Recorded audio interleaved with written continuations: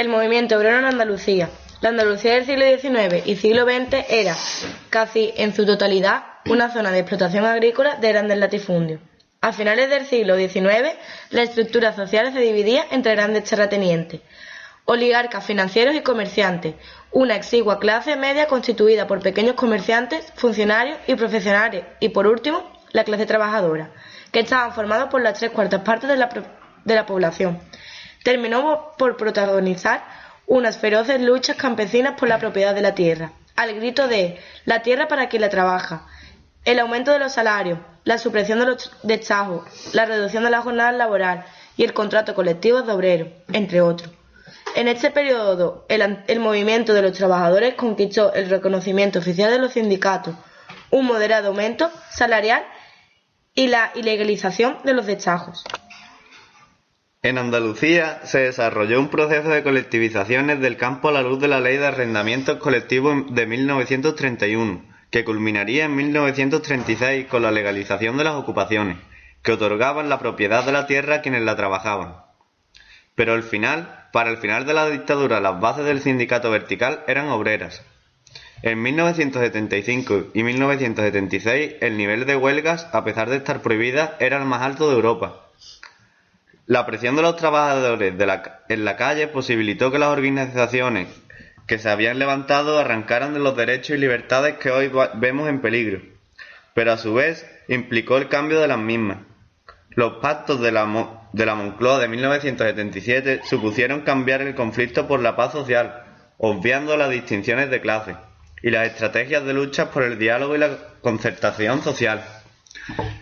Este movimiento cantonal en Lebrija tuvo una gran importancia, debido al importante aspecto del jornalerismo, debido a su claro matiz social. La participación en el cantón cuenta con el apoyo de activistas, anarquistas y con las clases más populares. Lo más destacable es el conocimiento y la comprensión de su contexto, que es el que lo explica, y que nos da una visión panorámica de la situación social que en 1873 vivía España, el campo andaluz y Lebrija.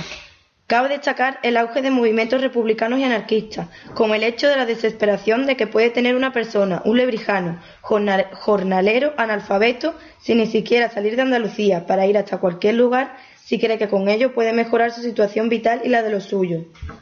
Esa es la grandeza del movimiento obrero campesino. Es una época que abarca el periodo del sexenio revolucionario o democrático. Durante esta etapa se produjo un boom en el movimiento obrero español. Se experimentaron unas evoluciones positivas en las cantidades de cotizaciones en la FRE. Estos y otros cambios en la cantidad de cotizantes nos confirman el fuerte crecimiento que el obrerismo español experimentó durante esta etapa. En esta etapa se produjo un hecho histórico, que era el cantonalismo, más concretamente en verano de 1873, y esto traerá el fracaso absoluto de la Primera República. El cantonalismo fue un movimiento insurreccional federal que fragmentará a España en células autónomas. Martínez Sá también lo define como un movimiento autonomista que desgranó a la geografía española en múltiples taifas, cual pasado andaluzí. Pi y Margall deseaba eliminar los muchos e importantísimos defectos de la organización política española. El concepto de federación hacía un mayor hincapié en la descentralización administrativa, que pretendía otorgar una mayor autonomía a las provincias. Para Pi y Margall, la solución del problema español es fundamentalmente de la organización política.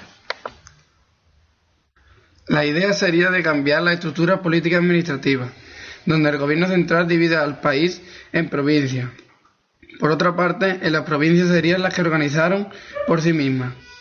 Estas provincias serían autónomas y libres de relacionarse entre ellas, pero no serían totalmente independientes de todo el Estado. El cantonalismo fue una fórmula tendente a satisfacer las aspiraciones particularistas de las provincias. Este fenómeno no es otra cosa que la radicalización de la gloriosa. El fracaso de la Primera República, después de haber hecho lo propio la llamada gloriosa, causó el decrecimiento definitivo que muchos tendrán hacia la política y hacia los políticos. Los protagonistas verdaderos de este movimiento fueron miembros de la burguesía media provincial, quienes no estaban dispuestos a que los grupos más moderados controlasen a su favor el proceso revolucionario y los excluyesen a ellos de los beneficios del mismo. El punto clave para comprender esta idea está en la insurrección. Sucede los días inmediatos a las elecciones municipales y a la dimisión de Pi y Margal, principal líder federalista. Esto se debe a que los federales no resistirán la pérdida del trabajo que habían realizado para que se alzara en España la República Federal y así poder llegar al poder. El propio Pi y Margal creyó siempre que su caída había sido la causa principal de desarrollo del cantonalismo. Y con esto concluimos el cantonalismo independiente de Lebrija. ¡Viva el Betis, dile!